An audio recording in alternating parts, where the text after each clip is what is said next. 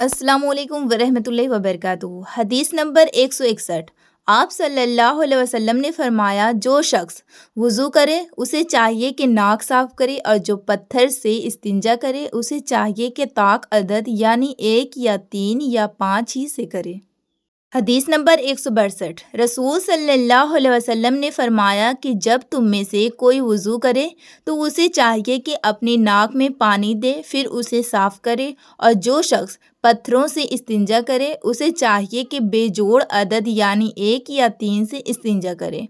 और जब तुम में से कोई सोकर उठे तो वज़ू के पानी में हाथ डालने से पहले उसे धो ले, क्योंकि तुम में से कोई नहीं जानता कि रात को उसका हाथ कहाँ रहा है। हदीस नंबर 163। अब्दुल्ला बिन उमरो रज़ियल्लाहु ताला अन्हो कहते हैं कि एक मर्तबा रसूल सल्लल्लाहु अलैहि वसल्लम एक सफ़र में हमसे पीछे रह गए। फिर थोड़ी देर बाद आप सल्लल्लाहु अलैहि वसल्लम ने हमको पा लिया और असर का वक्त आ पहुंचा था। हम वज़ू करने लगे और अच्छी तरह पाँव धोने के बजाय जल्दी में हम पाँव पे मसह करने लगे। आपने फरमाया, एड़ियों के लिए आग का अज़ाब है। 2 मरतबा या 3 मरतबा फरमाया। हदीस नंबर 164। हज़रत उस्मान रज़ियल्लाहु ताला अन्हु ने वज़ू का पानी मंगवाया और अपने दोनों हाथों पर बर्तन से पानी लेकर डाला, फिर दोनों हाथों को 3 दफ़ा धोया, फिर अपना दाहिना हाथ वज़ू के पानी में डाला, फिर कुल्ली की, फिर नाक में पानी दिया, फिर नाक साफ़ की, फिर 3 दफ़ा अपने मुंह धोया और केहनियों तक 3 दफ़ा हाथ धोए, फिर अपने सर का मसह किया, फिर हर एक पाँव 3 दफ़ा धोया। फिर फरमाया, मैंने रसूल सल्लल्लाहु अलैहि वसल्लम को देखा कि आप सल्लल्लाहु अलैहि वसल्लम मेरे इस वजू जैसा वजू फरमाया करते थे। आप सल्लल्लाहु अलैहि वसल्लम ने फरमाया कि जो शख्स मेरे इस वजू जैसा वजू करे और हुजूर कल्ब से 2 रकात पढ़े, जिसमें अपने दिल से बातें ना करे, तो अल्लाह ताला उसके पिछले गुनाह माफ़ कर देते हैं। हदीस नंबर 165। हज़रत अबू हुरैरा रज़ियल्लाहु ताला अन्हो लोगों के पास से गुज़रे और लोग लोटे से वज़ू कर रहे थे। आप सल्लल्लाहु अलैहि वसल्लम ने कहा, अच्छी तरह वज़ू करो, क्योंकि अबुल कासिम ने फरमाया, खुश्क एड़ियों के लिए आग का अज़ाब है। हदीस नंबर 166। अब्दुल्ला बिन ज़रीह ने अब्दुल्ला बिन उमर से कहा, ए अबू अब्दुल रहमान, मैंने तुम्हें 4 ऐसे काम करते हुए देखा है जिन्हें तुम्हारे साथियों को करते हुए नहीं देखा। वो कहने लगे, ए इब्न ज़री, वो क्या है? इब्न ज़री ने कहा कि मैंने तवाफ़ के वक्त आपको देखा कि 2 यमानी रुकनों के सिवा किसी और रुकन को आप नहीं छूते हो। दूसरे, मैंने आपको सबती जूते पहने हुए देखा, और तीसरे, मैंने देखा कि आप जर्द रंग इस्तेमाल करते हो, और चौथी बात मैंने ये देखी कि जब आप मक्का में थे लोग जिलहिज का चाँद देखकर लब्बैक पुकारने लगते हैं और हज का एहराम बांध लेते हैं, और आप 8वें तारीख तक एहराम नहीं बांधते। हज़रत अब्दुल्ला बिन उमर रज़ियल्लाहु अन्हा ने जवाब दिया कि दूसरे अरकान को तो मैं यूं नहीं छूता कि मैंने रसूल सल्लल्लाहु अलैहि वसल्लम को यमानी रुकनों के अलावा किसी और रुकन को छूते हुए नहीं देखा, और रहे सबती जूते, तो मैंने रसूल सल्लल्लाहु अलैहि वसल्लम को ऐसे जूते पहने हुए देखा कि जिनके चमड़े पर बाल नहीं थे, और आप उन्हीं को पहने पहने वजू फरमाया करते थे, तो मैं भी उन्हीं को पहनना पसंद करता हूँ। और ज़र्द रंग की बात यह है कि मैंने रसूल सल्लल्लाहु अलैहि वसल्लम को ज़र्द रंग रंगते हुए देखा है, तो मैं भी उसी रंग से रंगना पसंद करता हूँ। और एहराम बांधने का मामला ये है कि मैंने रसूल सल्लल्लाहु अलैहि वसल्लम को उस वक्त तक एहराम बांधते हुए नहीं देखा जब तक आपकी ऊँटनी आपको लेकर ना चल पड़ती। हदीस नंबर 167। रसूल सल्लल्लाहु अलैहि वसल्लम ने अपनी मरहूमा साहबजादी हज़रत ज़ैनब को गुस्ल देने के वक्त फरमाया था कि गुस्ल दाहिनी तरफ से दो और आज़ाए वज़ू से गुस्ल की इब्तिदा करो। हदीस नंबर 168।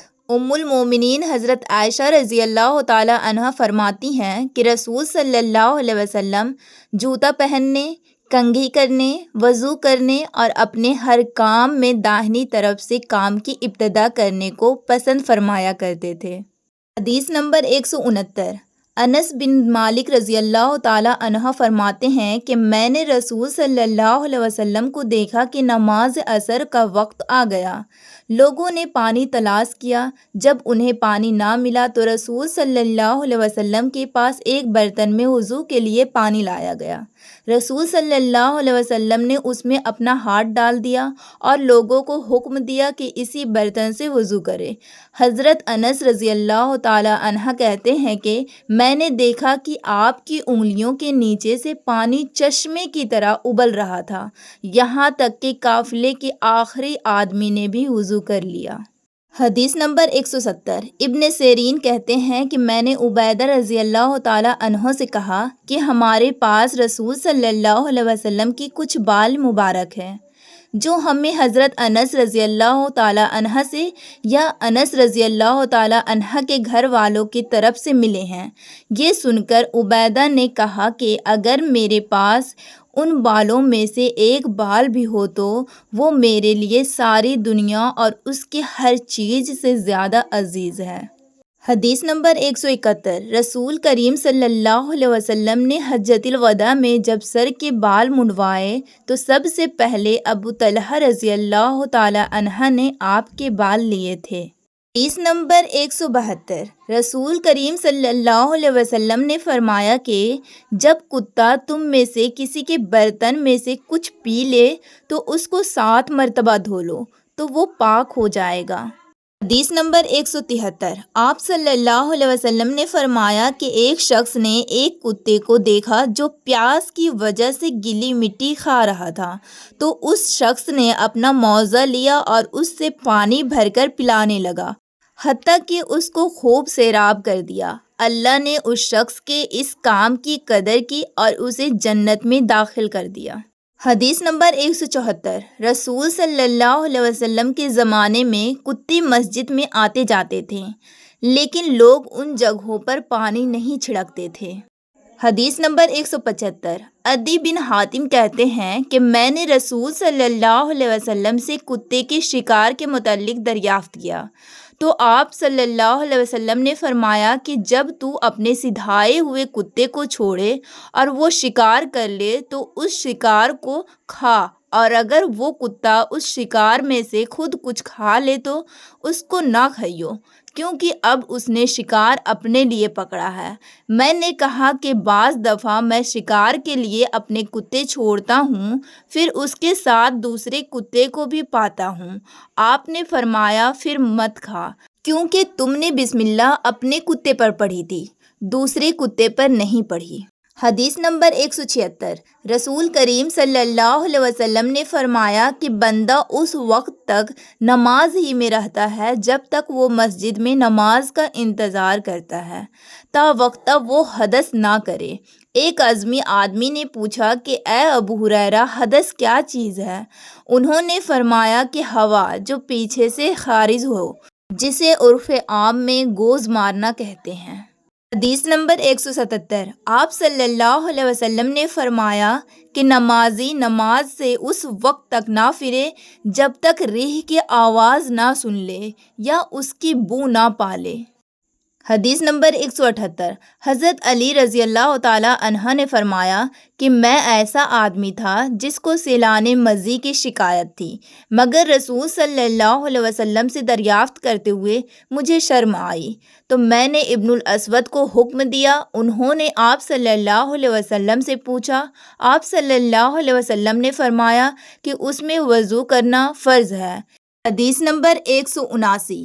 زید بن خالد نے حضرت عثمان بن عفان رضی اللہ تعالیٰ عنہ سے پوچھا کہ اگر کوئی شخص صحبت کرے اور منی نہ نکلے، فرمایا کہ وضو کرے جس طرح نماز کے لیے وضو کرتا ہے اور اپنے وضو کو دھو لے۔ حضرت عثمان رضی اللہ تعالیٰ عنہ کہتے ہیں کہ یہ میں نے رسول صلی اللہ علیہ وسلم سے سنا ہے۔